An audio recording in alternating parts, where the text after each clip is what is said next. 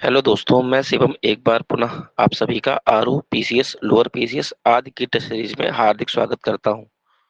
तो आइए बिना देरी करते हुए शुरू करते हैं अपनी टेस्ट सीरीज को। पहला प्रश्न है आपका, नीचे दिए गए कथन पढ़िए और सही विकल्प का चुनाव कीजिए। पहला है, कागज के एक टुकड़े का जलकर राख में परिवर्तित होना एक रासायनिक परिवर्तन है। तो ये बात बिल्कुल ठीक है। क्यों? क्योंकि कागज का टुकड़ा जब जलेगा तो वो कार्बन और धुआं छोड़ेगा। अगर कोई चीज कार्बन और धुआं छोड़ती है तो फिर वो रासायनिक परिवर्तन का उदाहरण मानी जाती है। लेकिन अगर कहते हैं कागज का कुचलना, तो वो भौतिक परिवर्तन है। कागज का फटना भौतिक परिवर्तन है। कागज का मुड़ना भौतिक परिवर्तन है। कारण दिया गया कागज के टुकड़े का जलना अनुत्क्रमणीय परिवर्तन है। तो ये भी बात ठीक है। अब देखिए, ए और आर दोनों सही भी हैं और आर ए की सही व्याख्या भी करता है। ऐसा क्यों? क्योंकि अनुत्क्रमणीय परिवर्तन होता क्या है? अनुत्क्रमणीय परिवर्तन का मतलब होता है ऐसे रासायनिक परिवर्तन जिसमें नए उत्पादों का निर्माण होता है, वो कहलाता है अनुत्क्रमणीय परिवर्तन। और राख बनती है, जब कागज जलेगा तो राख बनती है और कार्बन निकलता है ना, तो नए उत्पाद बनते हैं। इसलिए कागज के टुकड़े का जलना एक अनुत्क्रमणीय परिवर्तन का उदाहरण माना जाता है। भौतिक परिवर्तन में उत्क्रमणीय परिवर्तन होता है, इसमें किसी भी प्रकार के नए उत्पाद का निर्माण नहीं होता है। तो इस प्रकार से इसका पहला वाला विकल्प सही हो जाएगा। अब बढ़ते हैं अपने अगले प्रश्न की तरफ। दूसरा दिया गया, नीचे मैत्रक वंश के शासकों की जानकारी दी गई है।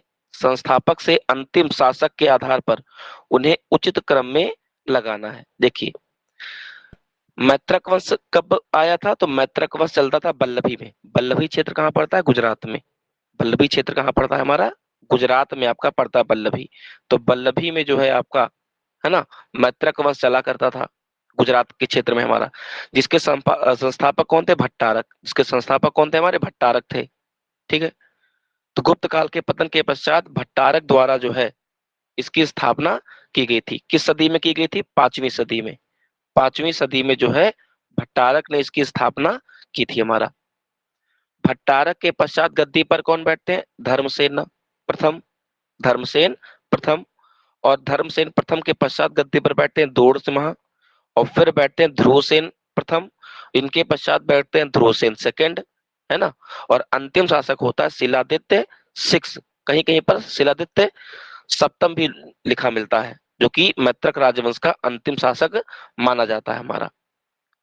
बाकी मैत्रक राजवंश की राजधानी बल्लभी हुआ करती थी। इसके अलावा हर्षवर्धन ने मैत्रक राजवंश के किस शासक को हराया था? तो उसका नाम है हमारा ध्रुवसेन सेकंड। ध्रुवसेन सेकंड को हर्षवर्धन ने जो है हराया था। वो इसी वंश का शासक था हमारा। बल्लभी विश्वविद्यालय की स्थापना भी मैत्रक राजवंश के समय में की गई थी हमारी। ठीक है। बल्लभी राजवंश की स्थापना भी जो है मैत्रक राजवंश के समय ही की गई थी। बल्लभी विश्वविद्यालय जो था वो बौद्ध धर्म का केंद्र भी हुआ करता था। बल्लभी विश्वविद्यालय बौद्ध धर्म का केंद्र भी हुआ करता था। चलिए अब नेक्स्ट क्वेश्चन की तरफ बढ़ते हैं। तो इस प्रकार से करेक्ट आंसर हो जाएगा बी वाला। अगला क्वेश्चन, नेक्स्ट क्वेश्चन है, निम्नलिखित कथनों पर विचार कीजिए। भारत में सरकारों को गैर कोयला खदानों की नीलामी का अधिकार नहीं है। तो ये पहला वाला कथन है गलत। गैर कोयला खदानों की नीलामी राज्य सरकार कर सकती है खान एवं खनिज संशोधन अधिनियम 2015 के तहत। खान एवं खनिज संशोधन अधिनियम 2015 के तहत जो है गैर कोयला खानों की नीलामी का अधिकार राज्य सरकारों को दिया गया है। दूसरा कथन है, आंध्र प्रदेश एवं झारखंड में सोने की खदानें नहीं है। तो ये गलत हो गया। आंध्र प्रदेश एवं झारखंड में सोने की खदानें हैं। आंध्र प्रदेश के अनंतपुर जिले के रामगिरी में, आंध्र प्रदेश के अनंतपुर जिले के रामगिरी में आपका सोने के भंडार मिलते हैं। जबकि झारखंड में सोने के भंडार कहाँ में मिलते हैं? तो वो स्वर्ण रेखा नदी है। स्वर्ण रेखा नदी के आसपास की घाटी को बोलते हैं सोनपत घाटी। तो स्वर्ण रेखा नदी और सोनपत घाटी के आसपास भी सोना पाया जाता है। इसलिए दूसरा कथन भी गलत हो गया। अब अगर पहला कथन गलत हो गया तो ए नहीं हो सकता, तीसरा नहीं हो सकता, दूसरा भी गलत हो गया तो ये भी नहीं हो सकता। इस प्रकार से चौथा विकल्प सही है। राजस्थान में लोहे की खदानें पाई जाती हैं, बिल्कुल ठीक है, तीसरा वाला सही है। राजस्थान के जयपुर क्षेत्र, उदयपुर क्षेत्र, झुंझुनू क्षेत्र, सीकर क्षेत्र, भीलवाड़ा, अलवर, भरतपुर, है ना, बांसवाड़ा, यहाँ पर लोहे की खदानें पाई जाती हैं। इसका मतलब तीसरा कथन सही है। नेक्स्ट क्वेश्चन की तरफ बढ़ते हैं। ये क्वेश्चन है हमारा क्रोनोलॉजी वाला। तिथियों के अनुसार आरोही क्रम में व्यवस्थित कीजिए। भारतीय विज्ञान संस्थान जो है, इसकी स्थापना 1909 में हुई है। और किसने की थी इसकी स्थापना? जमशेदजी टाटा ने, जिनके भारतीय उद्योग का जनक भी कहा जाता है। जमशेदजी टाटा द्वारा भारतीय विज्ञान संस्थान 1909 में स्थापित किया गया था, है ना। और इसका मुख्यालय कहाँ पर है? तो इसका मुख्यालय आपका बेंगलोर में है। इसका मुख्यालय कहाँ पर है आपका? इसका मुख्यालय आपका बेंगलोर में स्थित है, भारतीय विज्ञान संस्थान। पेपर मुद्रा अधिनियम के तहत प्रथम बार सिक्का व मुद्राएं जारी की गई थी, तो ये एक्ट आया था 1861। पूछेगा पहली बार भारत में नोट किस एक्ट के तहत जारी किए गए थे? तो पहली बार भारत में नोट जो है पेपर मुद्रा अधिनियम के तहत जारी किए गए थे, है ना, 1861 में, कैनिंग के काल में हमारा। इसके अलावा भारतीय स्टाम्प एक्ट, ये आपका 1899 का है। भारतीय स्टाम्प एक्ट जो है आपका, भारतीय स्टाम्प एक्ट। अच्छा, एक बात और याद रखना, तो अगर मान लो पूछ ले ब्रिटिश भारत सरकार ने किस वर्ष मुद्राएं जारी की, तो आंसर बताएंगे 1861 में मुद्राएं जो है जारी की थी हमारी, पेपर मुद्रा एक्ट के तहत। हमारा पेपर मुद्रा एक्ट के तहत पहली बार मुद्राएं जारी की थी। बात करें भारतीय स्टाम्प एक्ट की, तो जो भारतीय स्टाम्प एक्ट है आपका, ये 1899 में आया था। और इसमें अभी 2019 में संशोधन भी किया गया है ना, जिसके सभी नियम 1 जुलाई 2020 से लागू हुए हैं। इसके तहत जो है बाजार के उपकरणों पर स्टाम्प शुल्क जमा करने के लिए एक ही स्थान, सिंगल विंडो, है ना, की स्थापना की गई है। तो इसका हो जाएगा 1899। भारत हैवी इलेक्ट्रिकल्स लिमिटेड, ये जो है इसकी स्थापना आपकी हुई थी क्या? इसकी स्थापना हुई थी 2013 में। अब इसके 3 केंद्र हैं। एक केंद्र है तिरुवनंतपुरम में, एक केंद्र इसका है हरिद्वार में, और एक इसका केंद्र है आपका कहां पर? तो तिरुवनंतपुरम, हरिद्वार और दिल्ली। तिरुवनंतपुरम, हरिद्वार, सॉरी दिल्ली नहीं होगा, भोपाल। तिरुवनंतपुरम, भोपाल और हरिद्वार, इन 3 में इसका केंद्र है, ठीक है ना। भारत हैवी इलेक्ट्रिकल्स लिमिटेड का एक महारत्न कंपनी भी है, इलेक्ट्रिकल उत्पाद का निर्माण करती है, भारत हैवी इलेक्ट्रिकल्स लिमिटेड हमारा। तो ये 2013 के आसपास बनी थी हमारा। अब आप जब भी इसको लगाया करिए, तो जैसे मान लीजिए इस क्वेश्चन में को 2 पता है, जैसे एग्जांपल के तौर पर ए है, ए का सन आपको पता है 1909 में है, बी का सन आपको पता है 1861 में है। इसका मतलब आपको वो सभी विकल्प काट देने हैं जिसमें बी के पहले ए आया है, क्योंकि बी के पहले तो ए आ नहीं सकता, क्योंकि बी का एक्ट पहले है और ए का एक्ट बाद में है। ऐसे करके आप जो है इसको एलिमिनेट किया करिए। जैसे जैसे देखिए, जैसे रुड़की कॉलेज बचा है, रुड़की कॉलेज की स्थापना 1847 के आसपास की गई थी हमारी रुड़की कॉलेज।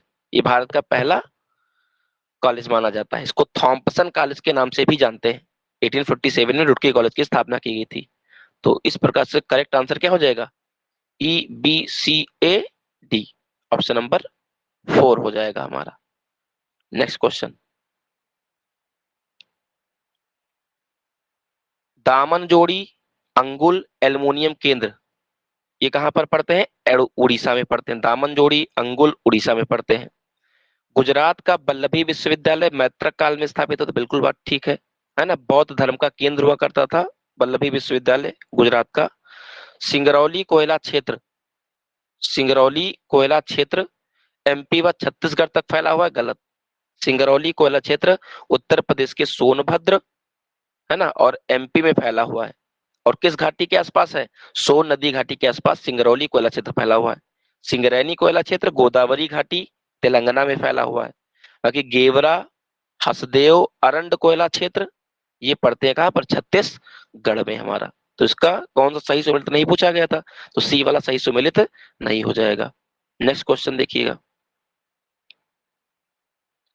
कौन सा सही सुमेलित नहीं है, कौन सा सही सुमेलित नहीं है।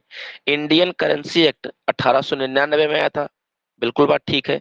जिस वर्ष इंडियन स्टाम्प एक्ट आया था 1899 में, कर्जन के काल में।